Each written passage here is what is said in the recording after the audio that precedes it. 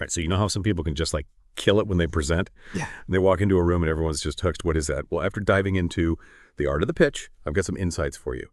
And it's not about being some like slick, over-rehearsed robot or anything. One thing that really struck me is that the book emphasizes how like everything is a presentation, right? It's not just about those, big formal pitches, but every interaction, every conversation, like anytime you're trying to get your point across, kind of like, remember that time I was trying to convince my friend to try this new ramen place? I went all out, Yeah. like describe the broth, the noodles, the whole, experience. But he just wasn't biting. Then I mentioned they had this incredible spicy chili oil and his eyes lit up. That's when I realized it wasn't about the ramen itself, actually.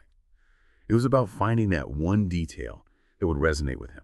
And that's what this book is all about, understanding your audience. It's not about you, it's about them. It's about figuring out their needs, expectations, like what makes them tick. Like the book mentions this agency, Sidal, Matisse and Coughter. They landed a huge account with Blue Cross Blue Shield. And they found out that most of the decision makers were ex-military. So guess what they did? They structured their whole entire presentation around the art of war, using all these military terms and analogies. Talk about speaking your audience's language. And get this, the book argues that emotion actually trumps logic when it comes to persuasion. It's not about overwhelming people with, facts and figures. It's about connecting with them on a deeper level, tapping into their feelings. Think about Ken Burns' documentary, The Civil War. That could have been a super dry history lesson, right? But he made it incredibly moving and impactful by focusing on the human stories, like the emotional weight of the conflict. It really shows how you can take even a complex topic and make it resonate by finding that emotional core. Another thing that stood out to me was the emphasis on authenticity. You can't just put on a show. People can smell BS a mile away. Yeah. The book tells this story about Guillermo Vega, a creative director. And he wasn't a native English speaker. He was nervous about presenting in English. But he absolutely nailed it because he was just himself. He didn't try to hide his accent or anything. And that genuine energy is what really connected with the audience. And this is where the book gets a little controversial. But I kind of agree with it. They're not big fans of PowerPoint. They call it death by bullet points. And honestly, I can see why. Too often we get caught up in creating these elaborate slides, cramming them with information. But the focus should be on you, the presenter, not the screen. It's like this one time I saw this presentation and the speaker was just reading off their slides. It was so boring. I could just stayed home and read the presentation myself, right? The book actually tells this story about a presenter who was so focused on their slides that they could have been replaced by a cab driver reading a script. Ouch. But it highlights a really important point. The best presentations are the ones where the speaker is engaging, passionate, and connected with the audience. It's not about hiding behind technology. It's about using it as a tool to enhance your message. So how do you actually create a presentation that's both compelling and authentic? Well, the book stresses the importance of rehearsal. It sounds obvious, but you wouldn't believe how many people just wing it.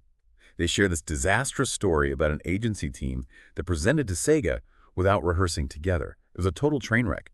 Rehearsing not only helps you nail your delivery, but it also gives you a chance to fine-tune your message and make sure everyone's on the same page. And here's a little nugget that really resonated with me. The book talks about the so language. Those filler words like, we all use them, right? But they can really undermine your credibility and make you sound less confident. It's like imagine a lawyer standing in court saying, Your Honor, we believe that our client is innocent, not exactly inspiring confidence, right? So being mindful of our language and using clear, concise words can make a huge difference in how we come across. But it's not just about the words we use, it's about how we use them. The book talks about this thing they call punctuation for impact. Like when we're writing, we use commas, periods, all those things to add emphasis and create rhythm, right? Well, we can do the same thing when we're speaking. Think about using pauses, changes in volume, even movement to keep your audience engaged and highlight those key points. They tell this story about Cindy Gallup, this advertising executive. She was giving a presentation and she noticed that one of the clients had this totally confused look on their face. And she just stopped and was like, what's that? And it turned out they were completely misinterpreting what she was saying.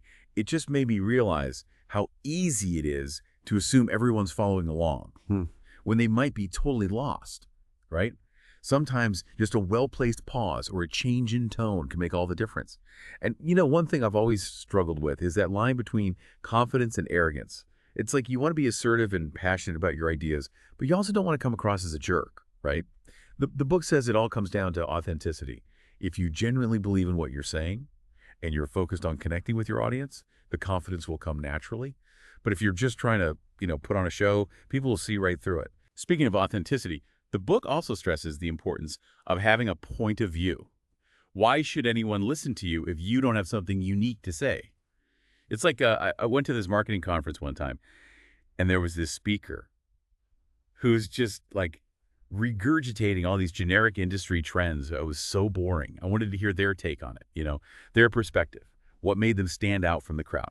And that's what the book encourages, figuring out what makes you different, what you stand for, and then just communicating that clearly and passionately. It's about having the courage to be yourself and not being afraid to challenge the status quo. They also talk about the importance of really knowing your agency or yourself, right? Like, what are your core values, your mission? It's not just about saying the right things. It's about actually living those values in everything you do. Now, when it comes to the actual content of the presentation, the book recommends this ATSEtion format. It stands for attention, capsule, theme, information, open to listen, and next steps. Makes a lot of sense, right? First, you got to grab the audience's attention. Then you lay out your key message in a concise way. You develop a theme that ties everything together. Present your information clearly and compellingly. Stay open to feedback. And then tell people what you want them to do next. Of course, we got to talk about the deck, as the book calls it. They're pretty brutal about PowerPoint, saying most decks are just death by bullet points. It's like, I was in this meeting one time, and the presenter had this slide with like 15 bullet points, all in tiny font. I was practically falling asleep. Slides should be visual, engaging, and used sparingly. The presenter should be the star of the show, not the screen. They give this example of this agency, Goodbye Silverstein and Partners. They did this amazing presentation for Sega back in the day. They didn't just use slides. They transformed their whole office into this like Sega-themed experience. They had like video game experts, even a guy in a Sonic costume. Talk about making an impression. But beyond all the bells and whistles, the book stresses the importance of really knowing your audience. It's not just about demographics, but their values, their interests, their pain points. Like, remember that agency, Siddall, Madison Corder, the one that won the Blue Cross Blue Shield account? By tapping into the client's military background. It just goes to show that putting in that extra effort to understand your audience can make all the difference. Because at the end of the day, a presentation is all about connection, right? It's about building a bridge between you and your audience, sharing your ideas in a way that's engaging and impactful.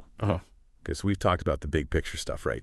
Like connecting with the audience and having a strong point of view and all that. But what about those, little things that can make or break a presentation? Like the subtle cues, the body language, tone of voice. Well, the book has this whole chapter called How to Be. And it's full of practical tips. Like, they talk about projecting confidence, even if you're feeling like a nervous wreck on the inside, fake it till you make it, right? I remember this one time I had to give this presentation to a group of investors, and I was so nervous. But I just took a deep breath, put on my best confident face, and went for it. And you know what? It actually worked. Like, I actually started to feel more confident as I went along. They also talk about being personable, like using humor to connect with your audience, but not like telling cheesy jokes or anything. It's about finding those moments of levity, those shared laughs that can make the whole experience more enjoyable for everyone. Another thing they emphasize is teamwork. Like, if you're presenting as a team, you got to make sure you're all on the same page. Presenting a united front. I once saw this presentation where two of the presenters were clearly disagreeing with each other, like right there in front of the client. It was so awkward. It just goes to show how important it is to be aligned and supportive of each other, And here's a tip I thought was really interesting. Make it personal. Share a story or an anecdote, something that reveals a bit of your personality. It helps you connect with your audience on a human level, makes you seem more relatable. Now, I know what some of you are thinking. What if I'm just not a natural presenter? Well, the book has some reassuring words for you. The key is to be yourself. Forget about trying to be some polished, charismatic speaker. Just be genuine. Let your personality shine through and focus on connecting with your audience. And yeah, the book even tackles the elephant in the room, the fear of public speaking. It's a pretty common fear, right? They offer some helpful tips, like practicing deep breathing, visualizing success. They're just remembering that it's just a conversation, You're just sharing your ideas with people. So what's the big takeaway here? I think the art of the pitch reminds us that powerful presentations aren't about memorizing a script or putting on some kind of show.